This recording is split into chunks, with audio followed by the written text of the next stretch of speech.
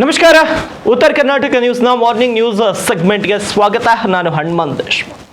ಇಂದಿನ ದಿನಗಳಲ್ಲಿ ಮೊಬೈಲ್ ಮತ್ತು ಸೋಷಿಯಲ್ ಮೀಡಿಯಾ ನಮ್ಮ ಜೀವನದ ಒಂದು ಅವಿಭಾಜ್ಯ ಅಂಗವಾಗಿಬಿಟ್ಟಿದೆ.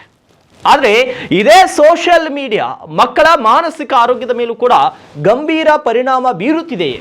ಈ ಒಂದು ಪ್ರಶ್ನೆಗೆ ಉತ್ತರವಾಗಿ ಆಸ್ಟ್ರೇಲಿಯಾ ಸರ್ಕಾರ ಜಗತ್ತೇ ಬೆರಗಾಗುವಂತಹ ಒಂದು ಕಠಿಣ ನಿರ್ಧಾರವನ್ನ ತೆಗೆದುಕೊಂಡಿದೆ. ಆಸ್ಟ್ರೇಲಿಯಾದಲ್ಲಿ ಈಗ 16 ವರ್ಷದೊಳಗಿನ ಮಕ್ಕಳಿಗೆ ಸೋಷಿಯಲ್ ಮೀಡಿಯಾವನ್ನ ಸಂಪೂರ್ಣವಾಗಿ ನಿಷೇಧಿಸಲಾಗಿದೆ.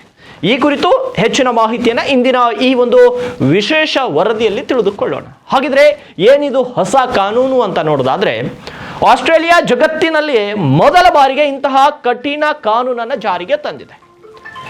ಇದರ ಅನ್ವಯ 16 ವರ್ಷಕ್ಕಿಂತ ಕಡಿಮೆ ವಯಸ್ಸಿನ ಮಕ್ಕಳು ಫೇಸ್ಬುಕ್, ಇನ್ಸ್ಟಾಗ್ರಾಮ್, ಸ್ನ್ಯಾಪ್ಚಾಟ್, ರೆಡಿಟ್ ಮತ್ತು ಎಕ್ಸ್ ನಂತ ಪ್ಲಾಟ್ಫಾರ್ಮ್ಗಳನ್ನು ಬಳಸುವಂತಿಲ್ಲ.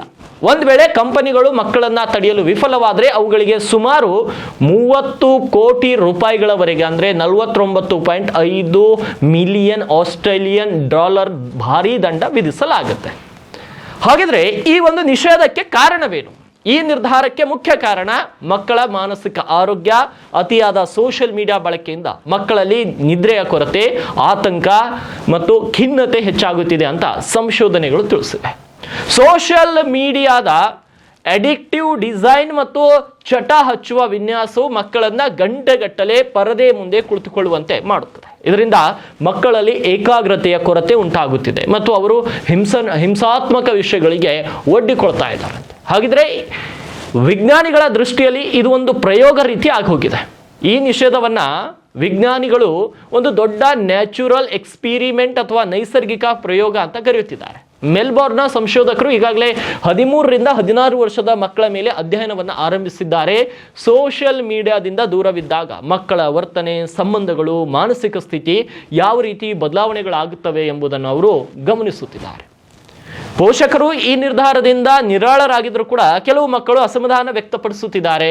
ಸೋಷಿಯಲ್ ಮೀಡಿಯಾ ಕೇವಲ ಮನೋರಂಜನೆ ಅಲ್ಲ, ಅದು ಶಿಕ್ಷಣ ಮತ್ತು ಪರಸ್ಪರ ಸಂಪರ್ಕಕ್ಕೂ ಕೂಡ ದಾರಿಯಾಗಿತ್ತು ಅನ್ನೋದು ಕೆಲವರ ವಾದ. ಆದರೆ ಹಳೆಯ ಆ್ಯಪ್ಗಳು ನಿಷೇಧವಾದ ಕೂಡಲೇ ಮಕ್ಕಳು ಲೆಮನ್ 8 ನಂತಹ ಹೊಸ ಆ್ಯಪ್ಗಳತ್ತ ಆಕರ್ಷಿತರಾಗ್ತಿದ್ದಾರೆ. ಇದೊಂದು ಮತ್ತೊಂದು ಸವಾಲಾಗಿ ಪರಿಣಮಿಸಿದೆ.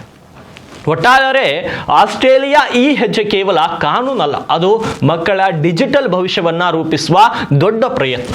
ಈ ಪ್ರಯೋಗದ ಫಲಿತಾಂಶಗಳು ಮುಂಬರುವ ದಿನಗಳಲ್ಲಿ ಜಗತ್ತಿನ ಇತರ ದೇಶಗಳಿಗೂ ಕೂಡ ದಾರಿದೀಪವಾಗಬಹುದು. ನಮ್ಮ ದೇಶದಲ್ಲಿ ಕೂಡ ಇಂತಹ ನಿಯಮದ ಅಗತ್ಯವಿದೆಯಾ? ನಿಮ್ಮ ಅಭಿಪ್ರಾಯಗಳನ್ನು ತಿಳಿಸಿ. ಧನ್ಯವಾದ.